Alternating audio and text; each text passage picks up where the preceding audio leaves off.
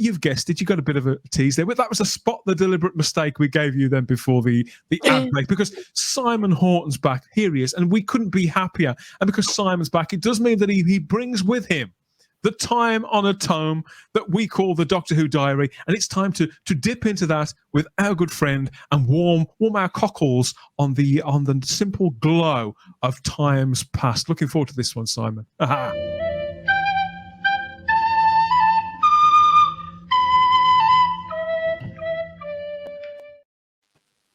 Well, yes, welcome aboard, folks. The TARDIS is landing yet again in the Diary Land. We haven't done one of these for so long. So anyway, the first thing to say is, as I always say at this time of year, it's autumn. This is when Doctor Who traditionally would come back. And so we're celebrating. There were 17 episodes that were premiering this week in years gone by. And I'm just going to give you a quick rundown. There's some fun ones here. The Myth Makers Part 3. Now the Myth Makers, of course, has recently come back into the fore because we've been talking about Maureen O'Brien coming back because of... because the box set. Yeah, absolutely, because of the box set. So it's lovely to talk about Maureen O'Brien. Mythmakers Part 3. 10th Planet Part 4 was broadcasting this week in 1966. We were saying goodbye to the first ever Doctor. And hello the episode we all want back. Damn you, Blue Peter.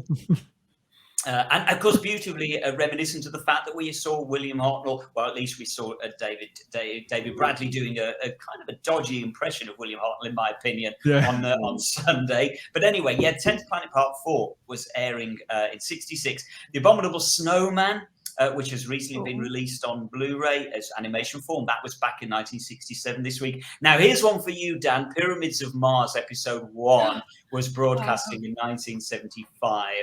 Maybe we should talk about Pyramids of Mars, Episode 2 in next week's diary, because that's got your scariest moment of all time in when the... Not just my scariest moment, but actually, I'll save it for next week. Yeah, let's do that next week. Let's do that.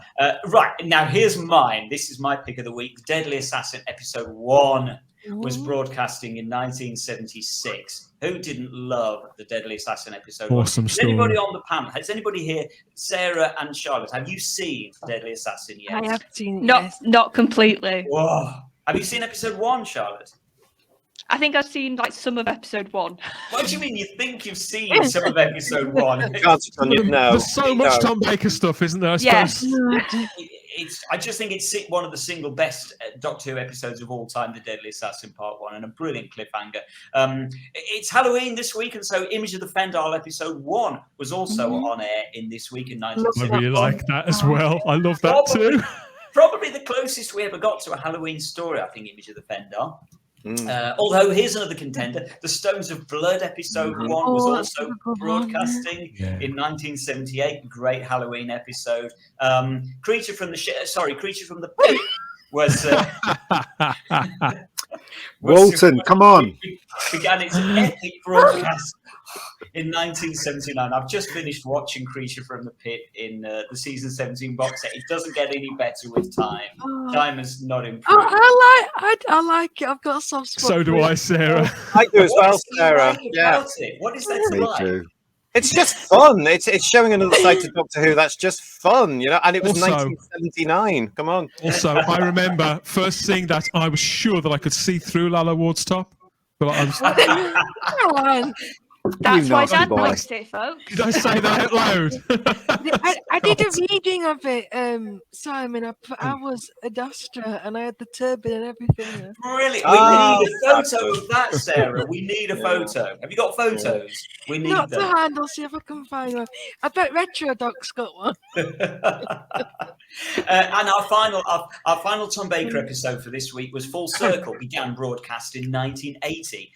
I love Full Circle, brilliant. Mind Warp Episode 4, or Trial of Time Lord Part 8, was broadcasting in 86, and we said goodbye to Perry. Oh, I can still remember that. That was so dramatic. I know. Yeah. I kept trying to see through her tops and all. I remember that so clearly, like it was yesterday. Now things start to go downhill a bit. Paradise Towers, Episode 4, grounds to a halt in 1987. And this was the point I was losing my way with Doctor Who. Yeah. Remembrance of the Daleks Part 4, though, was in 1988. Now That that's a makes good up one. for it. Awesome. That is a good I one. like Paradise. I think it's a nice story. I think it's a good, Listen, it's a solid story. Do you? What is it you like about it, JT? I think it's another one of those. It's like Bob's Nightmare on Eden. If it was done today, it would be understood more. And because you wouldn't film it, bless, in a studio, you would go out, wouldn't you? That's the main problem with it, the production values. Yeah, I mean, well, we know the situation at the time, but if you were to do that and you were to do it outside, but I think the script is solid, and I think it could be quite scary with different creatures, and that whole thing about the cannibal thing played into it more. Yeah, that would, And as bad as Richard Bryars is in that, Clive Merrison is fantastic in it, isn't it? Yeah, it is. And I always like the Target novel as well. I thought the Target novel expanded more on the actual ideas. So if you haven't read the Target novel and you can find it, I think, if anything, Paradise Tower suffers from the sort of same fate as Creature from the Pit does. Again, the fault of that is the production values. It isn't necessarily the story; it's the production values. Anyway, here's another good one actually for Halloween. The Curse of Fenric was kicking off in 1989 this week. That's a good Halloween one. That's probably my favourite Sylvester McCoy story. It is very creepy considering it was all shot on video on location as It well. looks like EastEnders. Yes, it does a little, yeah. And now this is where it really falls off a cliff for me. I'm sorry, folks. In the Forest of the Night was in 2014. it did have potential. I think it was for them where it sounded better on paper. That's something. We've got a review of that coming up on the podcast as well. We get stuck into that with. I think we had Wendy on that show. That's a fun one. It's such a forgettable story, as much of that era is. I mean, I've forgotten that until you mentioned it. Awful, terrible. Me too. I can remember nothing about it other than was there a forest growing in the middle of London? Yeah. Or something? Yeah. That's all I remember. Yeah. Irritating kids as well. Remember that? Yeah. I like the little girl. I liked how Capaldi worked with the little girl. Yeah. Let's just get all the kids into the TARDIS, and show them something they should never see. Yeah, why not? Don't remember that at all. Yeah, come to Type 40 Doctor Who podcast full review of In the Forest of the Night. Ultimately, for this week in years gone by, again, I'm way off on this one. The Woman Who Lived from 2015. Can't remember a thing about it. that had what's her name from Game of Thrones in it.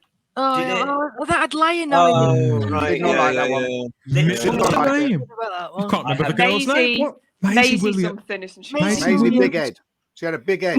She has got a big old head. He's right. She looks like Frank Sidebottom's daughter.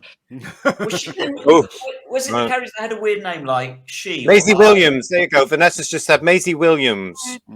It wasn't. What was the part she played? Wasn't it I or something? Her name was Me, a Shilda. Shilda.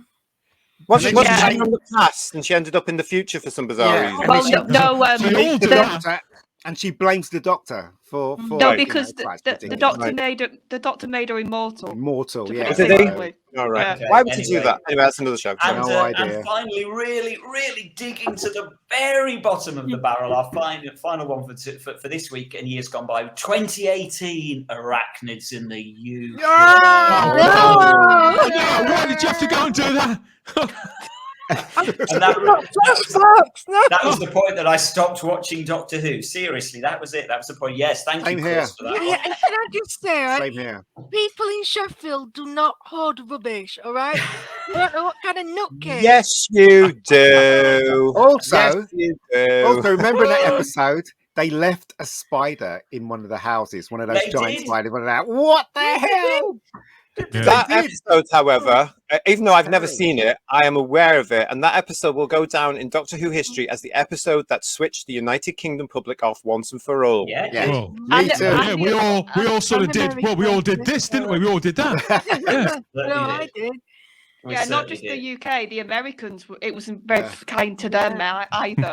No, no. So Oh, it's probably, again, it's probably a great Halloween episode, but probably for all the wrong reasons. Scared the life out of me, mate. Scared the life out of me. There was one good bit, Simon, where Ryan was so bored in the laboratory, you can see him doing shadow puppets. In the Well, that's something to look out for, isn't it? That's the highlight. Depends what he was You using. don't want to know, So it's- JT. You I was going to say, is that a blooper or actually in the show? No, it's in the show. But anyway, moving on. As I said at the top of the God. show, bow ties are definitely cool, and that's Yes. because today we are celebrating. Tomorrow, 40 years. Oh, since fantastic. Matt Smith was Oh, born. but- Happy Love that guy. birthday. And he to still Matt looks Happy so birthday. Smith, who will be 40 tomorrow. Bless his heart. A few little facts about Matt Smith. Matthew Robert Smith is his full name, which I always think is fabulous. The fact that he was Robert Smith, as in The Cure. That's all. The I Cure know. with Rob Smith, yeah. He grew up in Northampton, which is not a million miles away from you and me, Dan. No? And probably not actually from Sarah's. It's going up your neck of the woods, isn't it, Northampton? Wanted to be a footballer originally, bless him, but a back injury prevented that. He went to Northampton School for Boys and apparently was mocked for having a face with elbows. I still don't actually know what on earth that Poor guy. means. I don't know His whether it's jaw. reference to his ears or the fact he's Jaw. got long His arms. jaw, I think. Yeah. Is it, it's the jaw, is it? Okay. Yeah, I think He has so. a very strong jawline, but that's Mm. helped He him, had- I think. Do you know, it's funny. Yeah. IMDb actually highlights the fact that one of his selling points is his strong jawline. Yeah, Yeah. definitely. It really Yeah. is. In a theatre, Solid if character. he was on stage, you'd know he was there. So he became the Doctor at 27, which made him the youngest actor to play the Doctor. He was 3 years younger than Peter Davison when Davison had taken over, Yeah. and he was actually the first person to be born, the first Doctor actor to be born after the death of first Doctor William Hartnell. So there's a Wow. little fun fact for if ever you're down the pub quiz. And he did 44 episodes over 3 years, beginning, of course, with the 11th Hour in 2010. Love the 11th hour. I love It's a the good 11th one. hour. Do you know what's Brilliant. really funny? Ian? I I hadn't noticed until I started to put this together. Call me thick that I'd never twigged that it's the 11th hour and it's the 11th Doctor. Yeah. Yeah. Well, that's that was the reason why. I never Oh, twigged bless it. him. Never I love twigged Matt it. Smith. Matt Never Smith's tweaked it. fantastic. Yeah. Anyway, of course, Matt Smith has also got a massive CV on IMDb, beginning with the Ruby and the Smoke. That was his debut. Oh, with Billy Piper. Opposite, of course, Billy Yeah. Piper in 2006, and those were the I like clips, that. of course, that they used when he was cast as the Doctor, was it had been pretty much the only thing he'd been in, really, to a large extent up until that point. Christopher and His Kind, of course, back Christopher Isherwood, very, very renowned. I think he won awards, actually, for that, or was certainly nominated. Yeah, I think so. Last Night in Soho, which I actually saw him in recently, which is an excellent film. If anybody hasn't seen Last Good Night film. in Soho yet, I Yeah, heartily great movie. I've been meaning to see that. I think I've got it upstairs. I've had it for a long time. It's a knockout. It's a knockout film, so well worth watching. And he's also, of course, hit Hollywood in recent years. He's one of the only Doctor actors actually to make the transition with things like Morbius, Terminator Genesis, and of course now he's in the Game of Thrones spin-off House of the Dragon. I'd just like to say that Matt Smith, right? He's the only person to play the Doctor that never copied the one before him. I know a lot of them didn't do that, but you just look at Jodie; she tried to copy everyone, didn't she? And Matt just he just left David aside and became the flappy arms and the hair. Oh, he definitely did. Yeah. He definitely did his own thing. I love him; he's great. And He's so, got so such a Matt- way with people as well, hasn't he? There's something about the guy that's very. He just seems very approachable, Charlotte. He's just so humble. Like, even though he is getting quite big now, and like he's in these big American productions, he's still just he's got that air of you'd meet him in the pub, like you just would come across him. And I think Matt also brought that to his Doctor. His Doctor was very sort of quiet and relatable in moments. Yeah, in one of the I think interviews, that's Matt's personality. In one of the interviews, they said, "Would you rather play? Was it Doctor Who or something else?" And he said, "Doctor Who is the best role he's ever played." Plus, he has this connection with kids as well. There's something about him that connects with kids. Well, it's really that's really the thing, good. though. Doctor Who launched him because I can remember I watched him in Ruby and the Smoke because I read those books when I was a kid, so I watched it anyway. And he had a very small part in that. It was like a supporting character at best. So Doctor Who was the thing that got a whole generation like me and sort of others who connected to him. Yeah. And now just adore him. So he's got a lot to be thankful for. Rightfully so, because he did so well.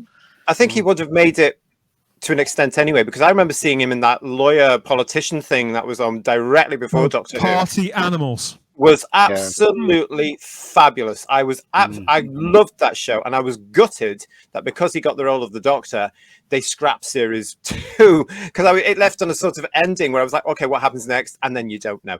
But he was brilliant in that as well, and that was just, oh man, if you haven't seen Party Animals, I don't know if it's available anywhere, but go and try and find it, because he's just brilliant in it.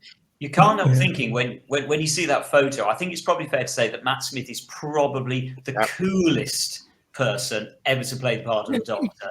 You know what I mean? I think Tom Baker was cool. No, he's not. He's not got anything next to him. He is a cool Tom was eccentric. Matt Smith is cool. Yeah, I think Pertwee was cool, but a different kind of cool. Yes, he was. Matt Smith is effortlessly cool. This man can look. I mean, most of the time he does wander around, just as we see him now on screen, in a t-shirt that he looks like he's been wearing that shirt for 3 or 4 days. He's not got anything in his hair. He looks barely awake, and yet he can just switch it on immediately and bring out smiles in people. There's just something about the man. He's great. He was great as the Doctor. He's a good actor as well. You know, I only saw one episode of House of Dragon because I'm not really into that, but I saw him in House of Dragon and he blew me away performance-wise, and he's great as the Doctor, and looks like he's a great person as well, because I don't know anyone that's met him that said he told him to screw off or anything like that. He's always approachable, and he just seems like a nice guy. So, man, happy birthday. That's all I can say. Yeah, and also Russell. And sadly, there are no Matt episodes, particularly in this week at all. No Matt episodes screened in the past in this week, so we can't talk about a Matt episode. What we can talk about briefly is it's 12 years since Death to the Doctor, which was shown in 2010, and of course saw Matt Smith popped into the Sarah Jane Adventures, and so it's rather nice that actually this was screened in his birthday back in 2010. So thank goodness we have got something that we can talk about with Matt Smith. This was from series 4, and it was actually the only time that Russell T Davies actually wrote for the 11th Doctor for television.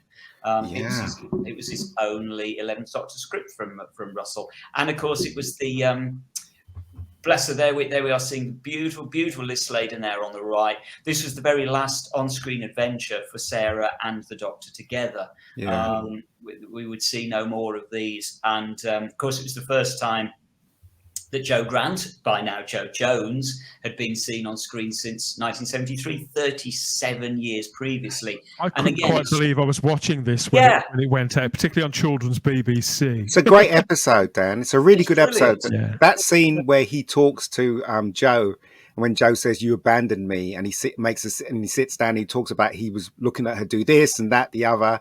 Honestly, it's so moving, that bit. Yeah, so it's a really good episode. If anything, sadly, the silly alien monsters are the only things that actually get in the way.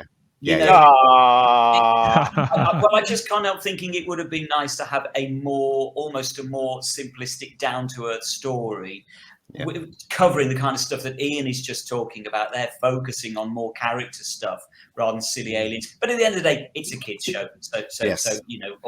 I like the vultures, because the vultures looking after the dead. I thought that was a great thing to do. Yeah, a real Russell nice. I loved it. It's fabulous. What we really want, Simon, I think that generally, I think when we see those characters come together like that, what we really want, particularly as adults, is we kind of wish it had been an episode of Doctor Who and not the Sarah Jane Adventures, even though the Sarah Jane Adventures was a quality show. It's the same thing. But what's rather nice about this just really brings us sort of full circle, because of course what was shown on Sunday was a load of the Doctor's companions all coming back together again. So it's just perfectly timed. Actually, it fits really neatly in with what happened on Sunday.